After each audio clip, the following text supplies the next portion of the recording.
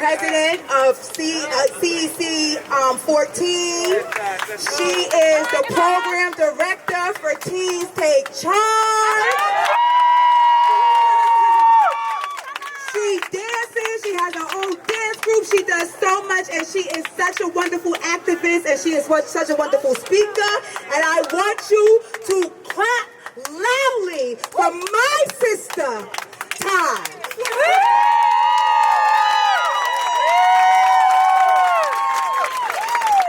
Damn, what an intro. I really appreciate y'all. We about to get rained on, and I know that we have shared values, so I'll be brief.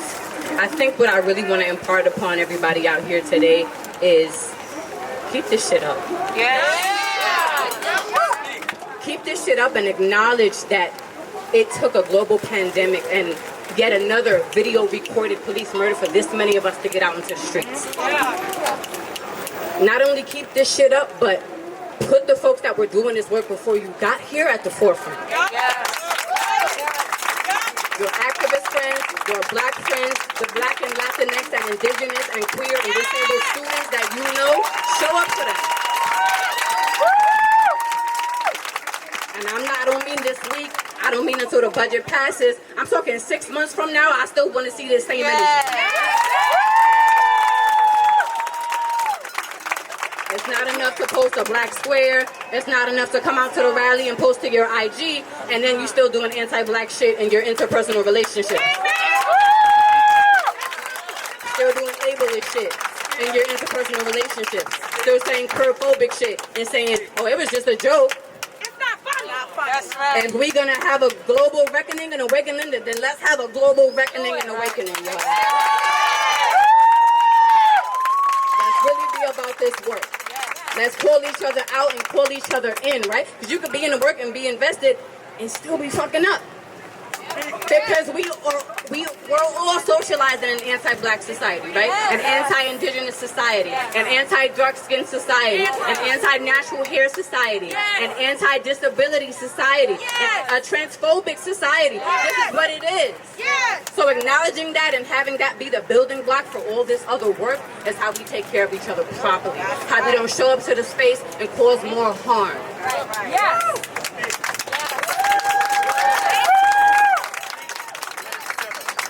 Now, in reference to this budget and these babies that they mistreat, that they criminalize, that they dehumanize every day, I really want y'all to stop acting like the reason you don't want the police out of schools is for safety.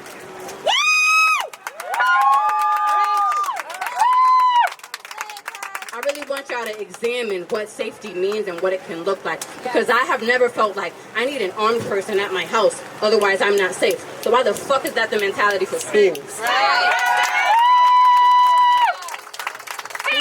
Babies go to learn, to play, to socialize, to enjoy one another. School should be a happy and joyful place. The first person a child sees when they enter a school building should not be a police officer. That's right.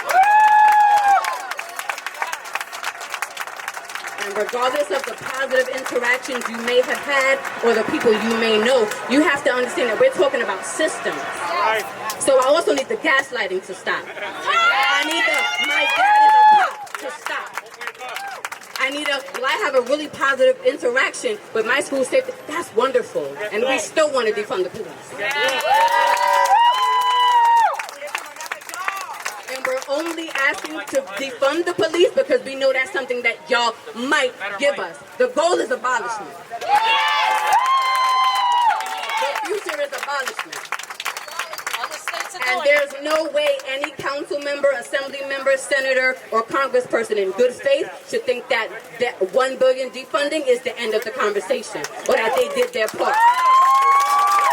This is the beginning, and honestly, it's a crumb. But we're waiting to see what you do so that we can put more pressure on you. We're waiting to see who won't even commit to the $1 billion, which we know is not sufficient. Not when our kids don't have. It took a global pandemic for y'all to realize that every school didn't have a fucking school nurse. Are you dumb? Are y'all dumb or y'all dumb? Right, like. 20 schools outside sharing a social worker. Come on and talk about it. There's teachers here. They know. I know y'all know. Teachers here with us right now. Teachers, counselors, social workers, parents doing 50 jobs because the schools aren't staffed in the ways they should be, right? Because they are not community centered. Because there's somebody in Sweden or wherever the hell making decisions that affect our daily lives. And the PTAs and CECs are not always safe spaces because who controls those, right? Is there representation of the community that the school is actually in those structures? So we abolishing everything out here.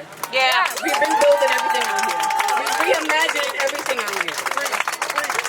And our schools and our legislators don't get to post nice things on Instagram or wherever the hell and then come out in the street and treat us in the old kind of way or make excuses. Now is not the time. It's been the time. Y'all are late to the party.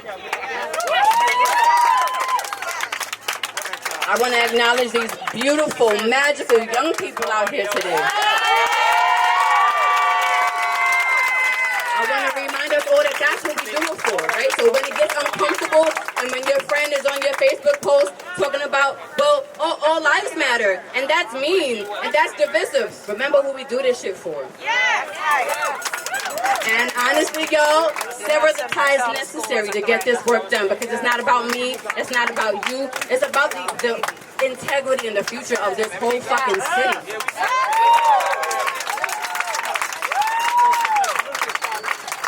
Our children deserve better, our families deserve better, our communities deserve better, and I look forward to continuing this work with you unapologetically.